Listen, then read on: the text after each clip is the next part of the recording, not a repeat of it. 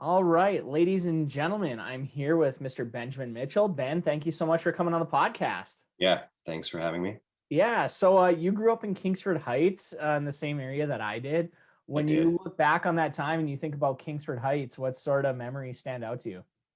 Um, you know what? I think wasn't I your paper boy for a while? Yeah, you were for sure. I thought so. I was like, at least like maybe I delivered papers or my brother delivered papers to your family, Yeah, and I might have subbed for him. But yeah, I thought it like I was for a while. It's cool. yeah, Um, yeah, another thing. You remember that there's that big blue water tower, yep.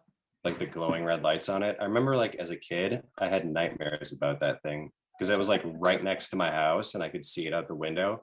And I thought it was like evil Cookie Monster.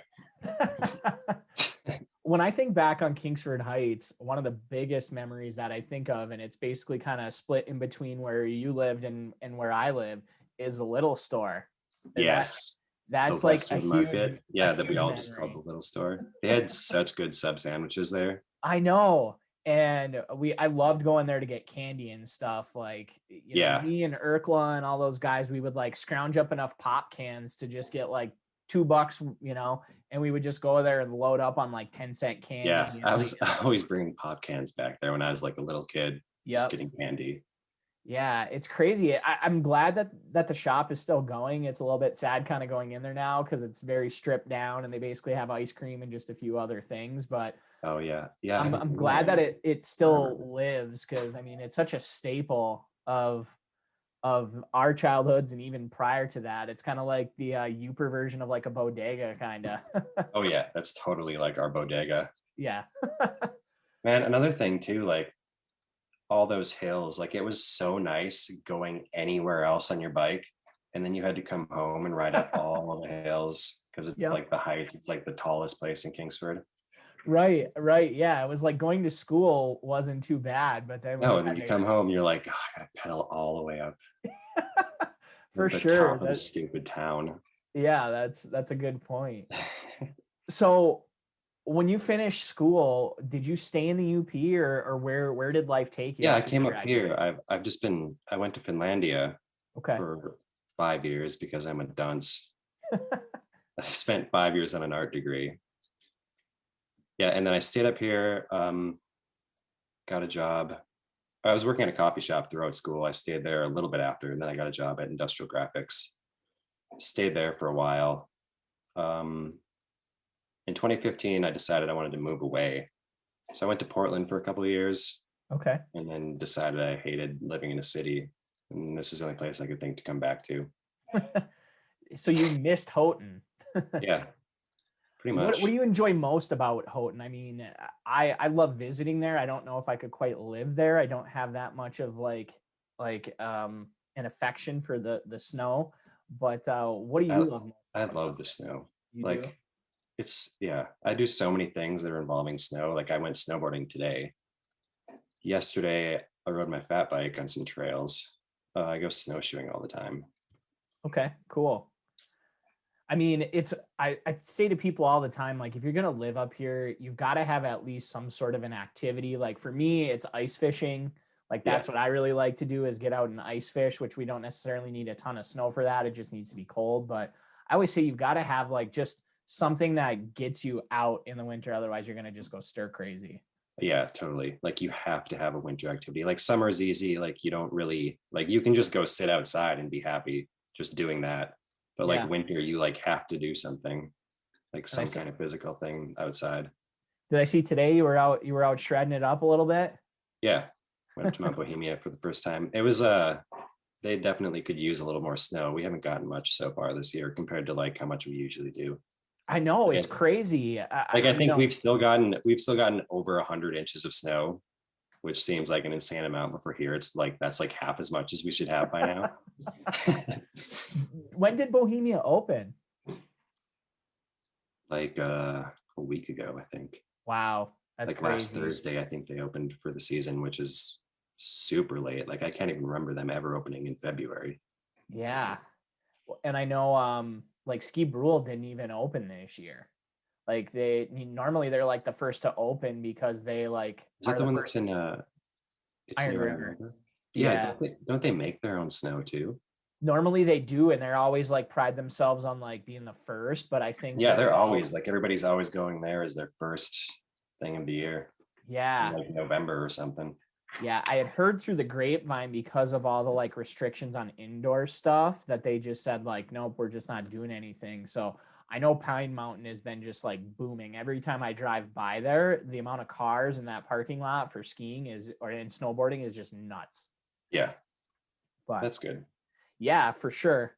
Um, so I guess then one of the questions I had here is, are the winters tough on you? But you love the winter so much. It doesn't sound like it really bothers you all that much. Not that much.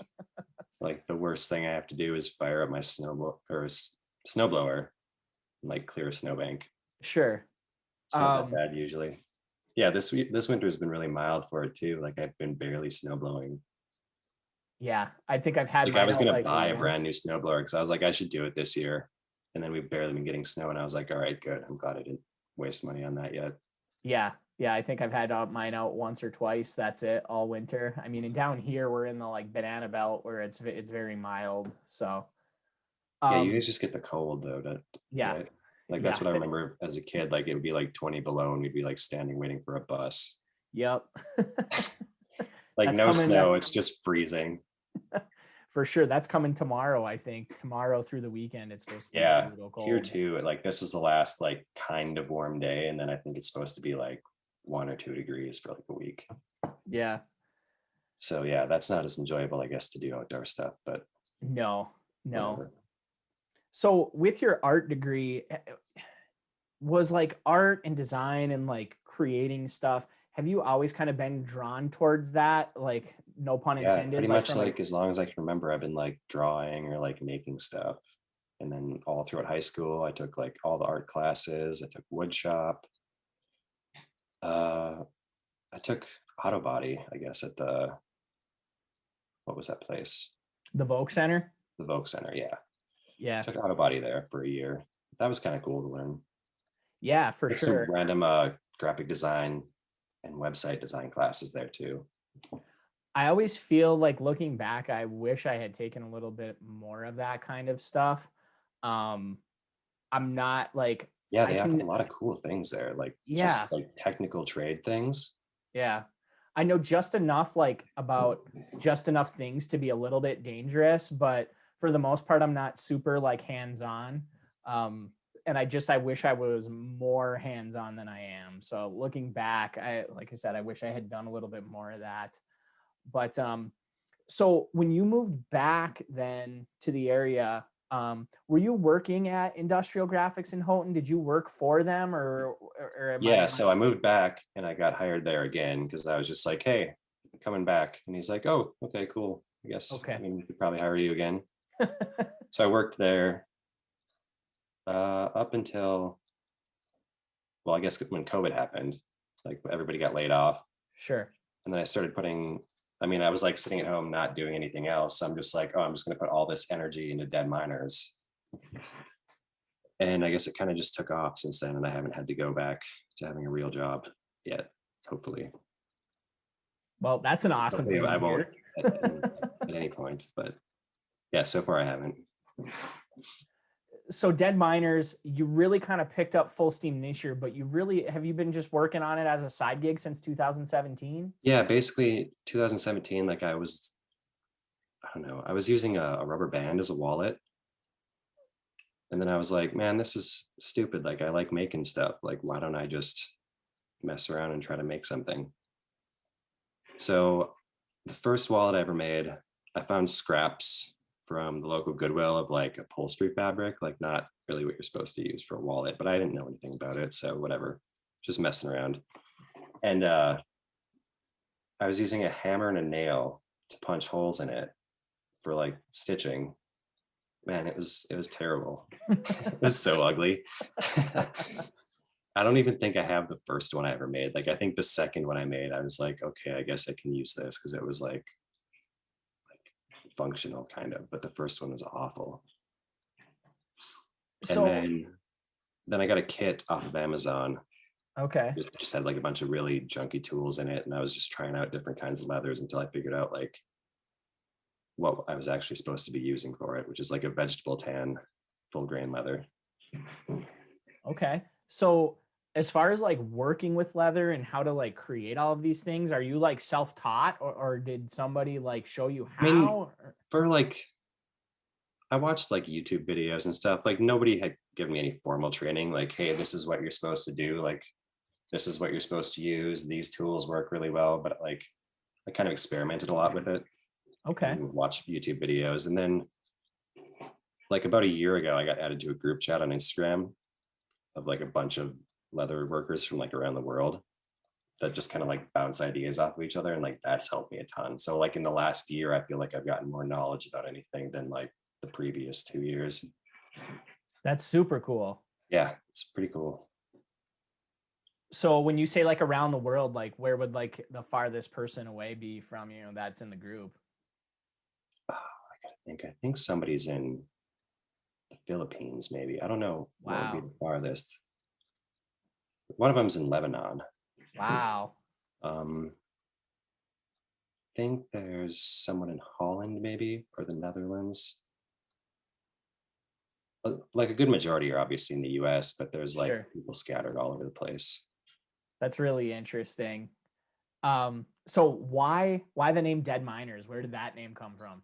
So like maybe more than 10 years ago, I think I'd seen a tag at Rhythm Skate Shop that was like this photo of 50 Cent, but was like holding a pickaxe and it said "Get rich or die mining." Yeah. Like obviously a play on his movie. Yeah. And I kind of just got like obsessed with that and like started making a bunch of stuff that said that on it, and like ended up getting it tattooed on my chest. So then like after just using that for years, like I was just like, when I was doing the wallets and stuff, I was trying to figure out like what I want to come up with for like a brand, like a logo, name, everything. And I was like, I can't just call it "Get Rich or Die Mining." That's too wordy and it's like kind of dumb. So I was just experimenting with like coming up with ideas, and I was like, didn't get rich, died mining. Like I thought that was kind of cool. And then I was like, oh yeah, dead miners. So Okay. that's kind of where that came from. Yeah. Well, and I mean it plays in perfect too with like so much of the aesthetic up in the keweenaw is mining. I Yeah, mean like it it's all over really, the UP, it's but like, especially yeah, it's all here. over the Upper Peninsula, but like really here is like, that's what it is. It's mining. Yeah. Like that's the thing. There's like mine shafts still standing all over the place. Like mine tours you can go on, several of them, I think. So you mentioned wallets. Is that basically kind of like what you started with then after you made that wallet for yourself? Or you just like making wallets for like friends and people, or Yeah, were like I you posted that I made that one, and then like people were just like, oh, that's cool. Or no, I didn't post. Okay, so like I didn't post that I made the ugly one. Like I think a month later, I'd still been practicing like making better ones with better leather. I posted those. People were like, oh, that's cool looking. Like I would buy one of those. So I started selling them. And then I think that's when I had made the Instagram account just for Dead Miners. I think it was September.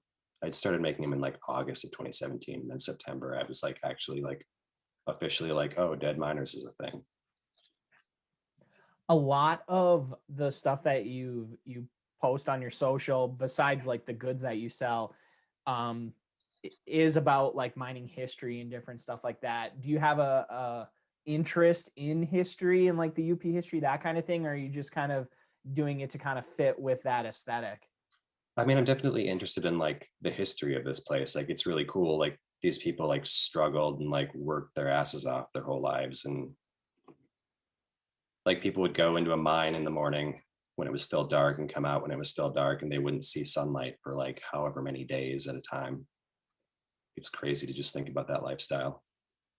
Yeah, and I mean the Keweenaw is such this cool like melting pot of like mining history, like immigrants. And I was talking with Matt Bartley, who works at Michigan Tech. He's in the running for the UP Poet Laureate, and he lives up there obviously, and he was talking a lot about this too. So you've got this like like immigrant mining history, and there's also like a lot of Native American history up there. And there's just this really cool, like just blend of kind of those histories that I just find really, really interesting. Yeah, definitely. Um, so you primarily, you're making these leather goods. Where do you get this leather from? Do you have like a wholesaler or somebody local, or how do you pick out like the Yeah, I leather that wish you're I could gonna do somebody local, but I don't think anybody really does this tanning process, at Okay. least like in a mass production that I would need it to be in. But I get most of my leather from this place called Springfield Leather Company in Springfield, Missouri. And I buy Herman Oak leather, and they've been tanning leather for like over 100 years or something. So it's like they've pretty much got it down. And I always buy like their natural hides, and then I just dye things myself. Like I have so many color options on my website, and I let people just kind of choose whatever they want. Yeah, I've noticed that in a lot of your videos where you're like, dyeing the leather different colors and stuff. I always find that super interesting. It's very Yeah, lots of people um like that. Like they'll post like a video of me just like running a brush along a belt, and they're like, "That is soothing." yes, And that's I'm what like, the word I "Yep, was thinking of, soothing, like ASMR or whatever. It's like yeah, very yeah." satisfying. That's kind of what I go for a lot of just like the stuff on my story. I just like the ASMR aspect of it, where it's just like noise, like of what's happening, and it's just kind of like pleasant. Very much so. What would you say is kind of like the hardest part about working with leather? What makes it like difficult for you? Dyeing it was the hardest part. Like that was the most difficult thing to figure out how to do without messing it up. Like I was using like I use Feevings, it's a brand, their dye, and they have one that's called leather dye, but it's like really alcohol based and it just dries it out. Like I was using that originally for things, and it would just like I'd dry things out and crack them and they'd look terrible. So I had to like switch over to this oil dye that they have. And yeah, since I've been using that, I think it's been great. But like then there's just like the brush technique of like spreading it around so you don't get weird lines or swirls on it. Okay. A lot of stuff that would have been nice, like if I had someone to tell it to me, but I had to figure it Sure. out over years. Probably a lot of like guess and testing and having to like throw a piece out or like use it for scrap or different stuff, I'm guessing. Yeah, there's a lot of pieces that I couldn't even use for scrap. It was just like, oh, this is cracked. Like I can't do anything with it. Or like this has like splotches on it. Well, But then like now, like once I figured out how to like get a perfect dye on things, and now I'm just like, oh yeah, I'm just gonna splatter dye things or like drip dye on stuff because like I know how to do it well. So now I can just like mess around with it. Sure, sure. It's kind of like the Um, Picasso way to go about things. Like he learned how to do like portraits really well, and then he's like, oh, I'm gonna make it look stupid. yeah, I mean, whatever works for you. I mean, if people are liking it, then obviously Mhm. you're doing something right. Um, back to your videos a little bit that you post on like your social. The other thing that really sticks out to me is, you're doing all of this stuff by hand, needle and thread. It's very intricate. When you're working on some of these pieces, and I'm sure it varies from depending on the size of the item, but typically how long does it take you to put these pieces together? Yeah, it definitely depends. Like a card wallet, I could probably put together like within an hour. But like some of the messenger bags and stuff that I have definitely take like I don't know, multiple days of working on it. Okay. But also like I never really do one thing at a time, so it's hard to just like estimate like a time frame on things, I guess, because I'll be like dyeing something and then I'll put it aside and then like start cutting something else out or start dyeing something else or be sewing something while this other thing's like drying. Yeah, it's hard to give estimates on, I guess. That's all right. um, when you mention that group of people that you kind of talk to all over the world that are working with leather and such, do you have any people, or do you know of any people that are kind of doing similar to what you're doing here in the UP? Because when I see like when I found your page and I saw what you're doing, I was like, I'm sure there's places in the UP that sell leather goods, but I can't think of anybody else that's like doing what you're doing. There's another person locally, I think, that works on stuff. Okay. Does leather goods, Aura Designs. Oh, okay. She's Gotcha. out of Lawrence. Okay. Yeah, I don't know a lot of other people in the UP that are doing leather goods. So you kind of, in a way, I mean, not 100%, but that's one of the things that I think is cool is you kind of picked up on something and like created your own lane, which is awesome. I mean, because then you're like, okay, I'm the person that's doing this for a whole region, really. Yeah.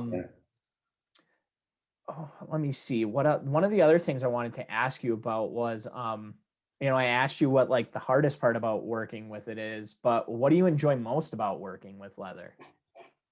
I think it's I don't know if it's really about working with leather, but it's just that I make things for people and they're like really stoked about it. Like when they get it, they'll just be like, they'll message me or something or post it on their story and be like, oh, this is awesome. I got this Dead Miner's wallet. And it's like pretty satisfying that you made something that somebody's that excited about. I can imagine it's got to be pretty fulfilling to Yeah. start to finish. It like I said, you're doing it all by hand. It's super intricate, and then to give it to somebody and they absolutely love it. I mean, doesn't get much better than that. I definitely can relate to what you're saying there. Um, Another thing that I think is really cool Mhm. is I've noticed that you do a lot of stuff with like is that a laser burner that you do for like different logos and different things? Yeah, I got a glow forge. So like it actually will cut leather for me. Like I can just design something on a computer and it'll just cut out what I needed to cut out. It's pretty Yeah, cool. that's another thing when you have the videos It's of it made it a like, lot easier for me to like do things quicker. Like I had so many orders over like the holiday season. And if I didn't have that thing to just cut stuff out for me, like I would not have gotten anything done on time. yeah. Yeah, I love the videos when you have like someone's logo and it's just like burning it. That's another one that's like really soothing to Yeah, watch. it's cool because it makes it really nice to like if I'm doing like a bulk order of keychains for somebody, like I can easily put their logo in all of them Yeah. instead of like having to get like a stamp made or something from someone and stamping them like by hand all myself. Right, right. Well, and it's just rad that you're like you have this very like kind of old technology of working with leather by hand and you're incorporating like cutting edge technology and like weaving it together in really cool ways. Yeah, it's Um cool that it can work together so well like that. Like that I yeah. can just be designing something on a computer and using a laser, but it's like then I'm still hand stitching it and like putting everything together by myself. Yeah. You mentioned when you're doing like logos for keychains and stuff. So you've worked with quite a few like different businesses then, correct? Like kind of doing collaborations and stuff. Yeah. Yeah, I know one of them is another guest of the podcast, Jason and Lynn from True North. Oh yeah, I've done some hats and some stuff for them. Yeah, yeah. So that's kind of cool. It's funny, like the UP is such a big place, like area wise, but it's also such a small place as far as Yeah, like, it's a big place with like 30 people. it's just so funny when like lives intersect in different ways. Mhm. Um, what of the different like collaborations or different like companies that you've worked with, do you have any that are kind of like your favorites or that you thought were like really cool? Yeah, so my good friend Josh Yaney has a tattoo parlor called Bramble and Stag, Mm-hmm. and we've done this project called Dead Stags, where like he'll give me tattoo flash, and then I'll laser it, like I'll laser engrave it onto a wallet. So we've been selling some of those. It's been pretty fun. Yeah, I noticed some of the hats and different stuff that you had on the site with those on. Those are definitely super cool. Yeah, Um, the deer that I made with the mining helmet and cigarette. yeah, Basically just my logo, but like with a deer outline instead of a skull, yeah. just a deer skull. um, so what's the farthest that you've like shipped something? Have you shipped like internationally and all over the world, or is it strictly? Yeah. I don't know. Australia is pretty far, right? Like what's the farthest you can go Yeah, without that's pretty far. like all the way around the world before you're starting to come back? Yeah. Australia, New Zealand, probably. I don't think I've ever shipped anything to China. No. Plenty of places in Europe, but I think probably Australia is the farthest that I could think of. So speaking of like different places like all over, so I got to ask you then, like, why the UP? I mean, really, you could kind of do this anywhere. I mean, you ended up coming back here from, I mean, I know you said you don't want to live in a city, but what is it about the UP that kind of keeps you coming back? It is cheap. My house practically costs $0. And like I could afford to go anywhere, which is cool. Like I could just go whenever I wanted to, I guess, for like maybe once COVID's over, but like in theory, I could travel. Do you still have family like in the UP or around the area? My mom still lives in Kingsford. My Okay. brothers and my dad all moved to California a long time ago, Okay. like when I was like in high school still. Sure. So I kind of had moved out to the West Coast to maybe be a little closer to them. Sure. But I didn't want to live in California because I know that I don't want to live in California. So I was like, maybe Portland will be okay. And then I lived there for like 2 years and I was like, I can't do this anymore. Which also, like, a thing I like about here is that it's secluded. Like, it's Yeah. nice not having like traffic jams and like I can just like go somewhere and there's like nobody there. Yeah. No, I it's a common theme with a lot of people that I've had on this podcast that for one reason or another, and I fall into this group, you're like, I'm getting out of the UP. Like, when I get old enough, I'm gonna get out and go. And then you end up coming back, and the majority of the people that have come back have said something similar to you of like it's so quiet, or I can get out, 5 minutes outside of town, I can get into woods where I'm completely just like secluded and I can breathe. And Yeah. You can go I it hiking. There's not like a person every 6 feet. yeah, yeah, it's incredible how much nature and solitude and just the UP in general, what it has to offer, how much of a pull that is to pull people like you and I, like in our age group, pulling us back, because Mhm. there's a lot of us. It's crazy. um I know that you do a lot of custom stuff for people too, or can do custom stuff. Have you ever had any like real interesting or kind of strange things that people have requested or that you've done for them? Surprisingly not. You would think like doing leather work, you'd get some like weird kinky stuff, but I think I made like a garter belt for someone once. And then somebody asked me about getting like a real tight collar made, Yeah. but never went through with it. I don't think I've ever had any like real weird requests for stuff. Well, the ones that I've seen, a couple that you've posted that are really cool, and I actually talked to you, I DM'd you about it, was the slings for rifles. I think that's super cool Oh yeah, because I actually have those on my website now too because I've gotten enough requests for them that I'm just like, all right, here they are. yeah, I think that's really cool. I've been making some like real big knife sheaths lately too. Like some guys just like, I want you to keep making these sheaths for my gigantic knives. And like I just made this one for like this battle axe for him. And he just sent me another photo of something that he wants, like this big belt with like holsters on it and like a bunch of things to hold bullets. So I have to come up with something for that next. Wow. Well, that's definitely something that's pretty interesting, I would say, for sure. That's kind of out Yeah. of the ordinary.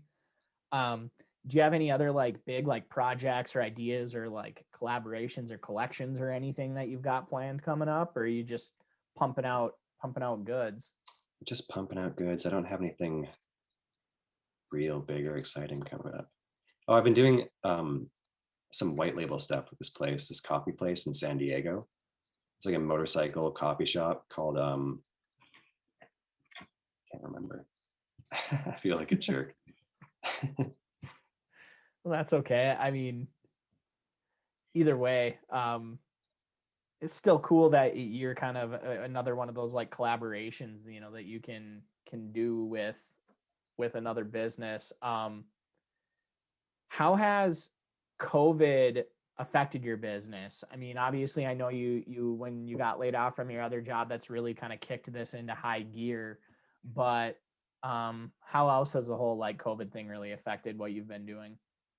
I'm not sure. I wonder if it's like just kind of amplified it because like people will just be, I mean, a lot of people weren't working for so long. Maybe we're being on their phones and they're just like watching me post stuff or make videos and just thinking it was interesting. I'm not sure. Um, did you ever like have kind of like a turning point with this stuff where like you had pumped out or like made enough things for people that had requested it? Was there ever like that moment where you were like, holy crap, I might have like a business here? Was there ever like one big moment, or did it just kind of gradually kind of build? I think it mostly was gradual, but like snowmobiles going by, it's loud. um, I think September of like 2019 was the first month that I really started hitting like decent sales, like consistently, like every month after that until like, I think, what was it?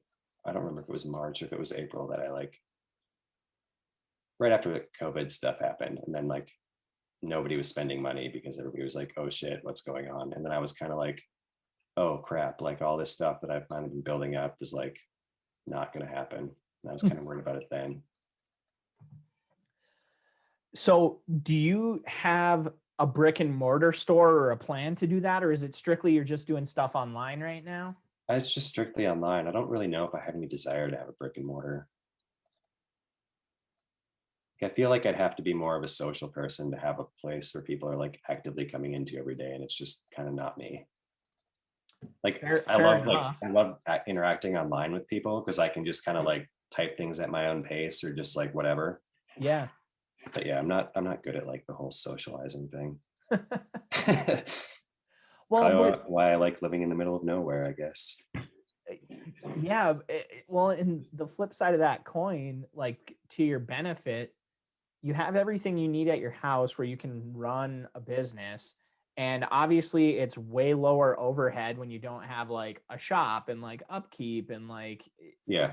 all of that. So, I mean, as much as someone might be like, well, it'd be cool if you had a brick and mortar, at the same time, it lends more to your skill set and, like you said, your personality, where it actually kind of helps you in the long run. Yeah. Cause like I'd rather just be like here working all day. Yeah. Like if I had a brick and mortar, I feel like I'd have to be like the face of the store and like not be in the back working on things all the time. Right. Or then you have to hire an employee or somebody to like watch the front, and then, okay, well, then there's more overhead, that Right. Exactly. Yeah. for sure. Okay, so speaking of online, so if people want to buy your awesome stuff, where can they find you? This is like the moment in the podcast where you should plug your socials as much as possible. So website is getrichordiemining.com. Okay. And otherwise, I mean, just check out the Instagram. It's at Dead Miners, all one word. And they can, if people do see something they like or want something custom, they can I like, think you can buy things on Instagram now. yeah. I think I have that set up. Maybe I'm wrong, but at least the website's linked to the Instagram too. So if they want to check that out, it's Okay. on there.